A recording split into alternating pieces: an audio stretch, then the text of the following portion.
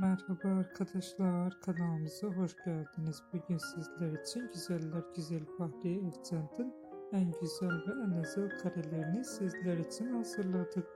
Fahriye Evcen, Çalı Kuşu, Yaprak Dökümü ve birçok dizilerde ve filmlerde rol almıştı ve herkes tarafından çok beğenilmişti.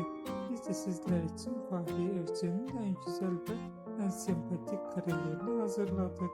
Bu videoların devamı gelmesini istiyorsanız kanalımıza abone olup yorum yazmayı unutmayın. Kanalımızda daha birçok video bulabilirsiniz. Bizi izlemeye devam edin. Herkese teşekkür ederiz.